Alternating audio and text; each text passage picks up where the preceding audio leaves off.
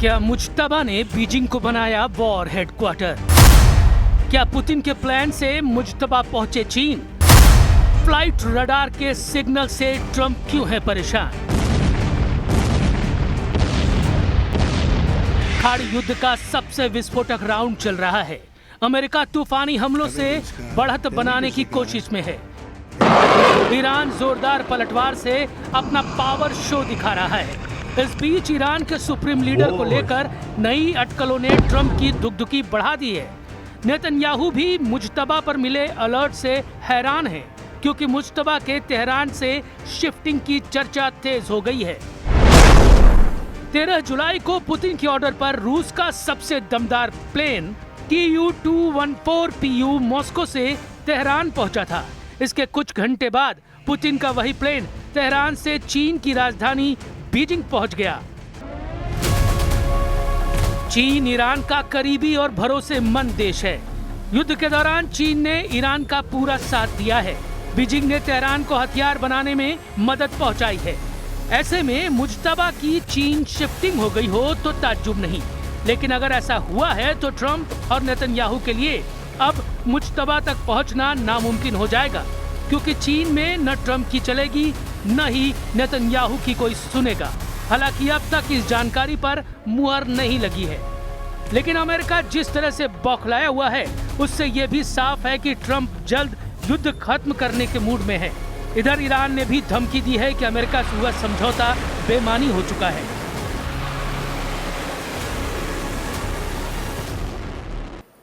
ما هم از اول گفتیم تعهد در برابر تعهد، ما مادامی تعهداتمون رو اجرا خواهیم کرد که طرف مقابل به تعهداتش پایبند باشه. در عمل هم نشون دادیم.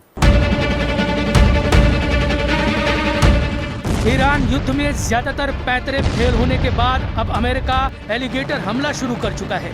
ये उसी भयानक हमले का ट्रेलर है जिसमें यूएस नेवी के तैरते ड्रोन बम चुपचाप टारगेट तक पहुंचते हैं और फिर फट पड़ते हैं, जिसके बाद ऐसी तबाही मचती है कि पूरा इलाका खंडहर बन जाता है। ईरान से जीतने के लिए ट्रंप ने उतार दी एलिगेटर फोर्स। एलिगेटर फोर्स बनेगी हॉर्मुज चोक पॉइंट का तोड़। 1000 पाउंड के धमाकों से सुपर पावर का चैलेंज। सबसे लेटेस्ट हथियार है ये, सबसे विनाशकारी भी। इसमें शक नहीं कि अमेरिका के हथियार बेजोड़ हैं। ईरान के खंडहर इसके सबूत हैं, एक दो नहीं। ईरान के 7 बड़े टारगेट को अमेरिका ने धुआं कर डाला है। अमेरिका के हमलों में जिस एक लोकेशन ने सभी खाड़ी देशों को खौफजदा कर दिया है वो बूशहर में हुई बमबारी है। ईरान ने आरोप लगाया कि अमेरिका ने ईरान के बूशहर पर 4 बमों के धमाके किए हैं। ये ईरान की वो लोकेशन है जहां एटमी पावर प्लांट है। इसी तरह अमेरिकी सेंट्रल कमांड ने बंदर अब्बास में 5 राउंड की बमबारी की।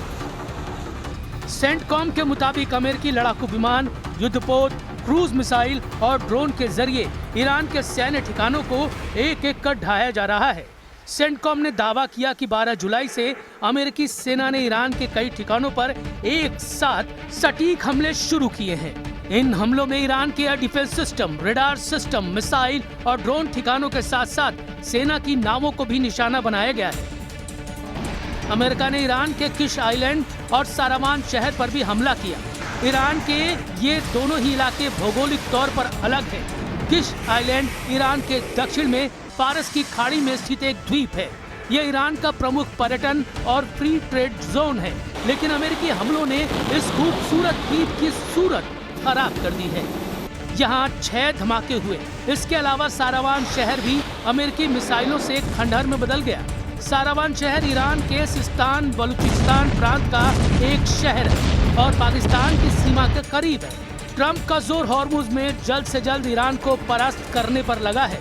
ट्रंप ने कहा है कि अमेरिका हॉर्मुज स्ट्रेट के संरक्षक के तौर पर काम करेगा। उन्होंने ईरान पर फिर से नाकेबंदी लगाने का ऐलान किया है। We are just going forward. We're attacking them tonight. We're taking out all of their capability for anything having to do with the Strait, with the Hormuz Strait. And I think in the end, we will end up just controlling the whole thing.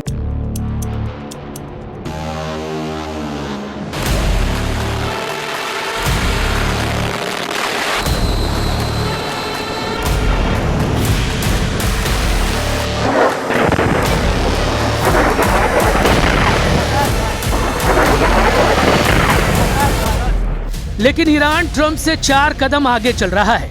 Trump जब Hormuz front पर उलझे हैं, तब Iran उन्हें दूसरे तेल गलियारे में झटका देना शुरू कर चुका है। ईरान ने हुथी लड़ाकों के जरिए सऊदी अरब को दहलाकर नया घमासान छेड़ दिया। यमन के सना एयरपोर्ट पर 2 जुलाई को ईरान का जहाज आया था और हुथी नेताओं को आयतुल्लाह अली खamenei के अंतिम संस्कार में ले गया था। जब वापसी में 13 जुलाई को वही जहाज सना एयरपोर्ट पहुंचने वाला था, तभी सऊदी अरब का हमला शुरू हो गया, जिसका बदला लेने के लिए हुथी लड़ाकों ने अब प्रिंस सलमान को टारगेट पर ले लिया है। सना हवाई अड्डे पर हुए हमले के बदले में हुथी फाइटर्स ने सऊदी अरब के अबहा हवाई अड्डे को मिसाइलों और ड्रोन से तबाह कर दिया है।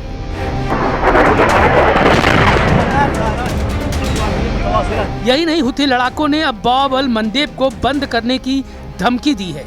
सऊदी अरब और हुथी मिलिशिया के बीच मिसाइलों का टकराव युद्ध का एक्सटेंशन है। यहाँ वॉर जोन का फर्क है, लेकिन इस युद्ध का अंजाम हॉर्मुज से भी खतरनाक हो सकता है, क्योंकि पश्चिम एशिया में 2 चोक पॉइंट हैं। पहला हॉर्मुज, जहां ईरान का दबदबा है, दूसरा है बाब अल मंदेब, जहां हुथी लड़ाकों का हुक्म चलता है। अगर ये दोनों चोक पॉइंट बंद हुए तो दुनिया में फिर से तेल के लिए हाहाकार मच जाएगा। बाब अल मंदेब बंद हुआ तो 12 से 15% समुद्री व्यापार रुक जाएगा। रोज गुजरने वाला 70 लाख बैरल तेल ठप हो जाएगा। 8% LNG वाले जहाजों की आवाजाही रुकेगी। अफ्रीका के दक्षिण से घूम कर जाना होगा। 15 दिन ज्यादा लगेंगे। लागत 100% तक बढ़ेगी। ईरान की मिसाइलों को रोकना खाड़ी देशों के बस की बात नहीं, क्योंकि खाड़ी देशों के पास बैलिस्टिक मिसाइल इंटरसेप्टर खत्म होने के करीब हैं। अमेरिका अपने इंटरसेप्टर को सैन्य अड्डों को बचाने में लगाए हुए है। ऐसे में ईरान की ताप से बचना खाड़ी देशों के लिए मुश्किल है। वैसे भी ईरान की खुर्रम शहर 4 जैसी क्लस्टर बम वाली मिसाइलों ने अमेरिका इजराइल तक को बैकफुट पर भेज दिया है। ईरान ने ऐलान किया है कि ऑपरेशन नसर 2 अमेरिका को नरक भेजने वाला हमला है। ईरान ने ऑपरेशन नसर 2 के दूसरे राउंड में लतरत अल हुसैन कोड नेम से हमले शुरू किए हैं। دفاع پاسداران انقلاب اسلامی همچنین در اطلاعیه‌ای اعلام کرد 2 فروند سوپر نفتکش متخلف در هنگه هرمز مورد اصابت قرار گرفتند. در اطلاعیه روابط عمومی سپاه آمده ارتش تروریست آمریکا که از شکست‌های مکرر عبرت نگرفته است، تلاش کرد تعدادی شناور را از مسیر غیر قانونی عبور دهد. در پی این تخلف نیروی دریایی سپاه 2 فروند سوپر نفتکش را که با خاموشی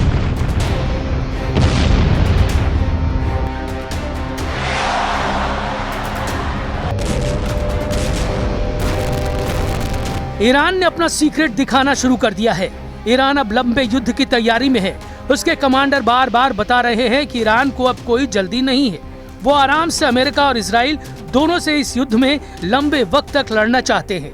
इसलिए अमेरिका की तमाम धमकियों के बीच ईरान झुकने के लिए तैयार नहीं है। अगले 24 घंटे कहां क्या तबाही होने वाली है, इजराइल से लेकर लेबनान और बहरीन से लेकर ईरान, कहां कौन सी मिसाइल, कौन सा ड्रोन, कौन सा विमान तबाही मचाने वाला है। इस युद्ध में करोड़ों लोग अपने सामने मौत को मंडराते हुए देख रहे हैं, चाहे वो ईरान की मिसाइल हो, इजराइल का फाइटर जेट हो या फिर खाड़ी के आसमान में खौफ भर देने वाला शाहिद ड्रोन। ट्रंप और मुस्तफा खamenei की टक्कर में पश्चिम एशिया के अंदर अब कोई भी पिस सकता है। ओमान ने अभी से ये कहना शुरू कर दिया है कि ईरान अमेरिका युद्ध टोटल डिजास्टर है।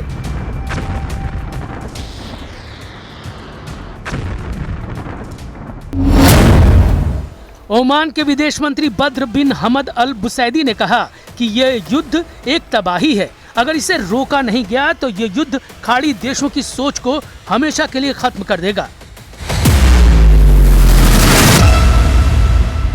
मतलब ट्रंप ने अगर जल्दी मुस्तफा खamenei और उनकी मिसाइल ब्रिगेड को नहीं रोका तो खाड़ी देशों का बचना नामुमकिन हो जाएगा।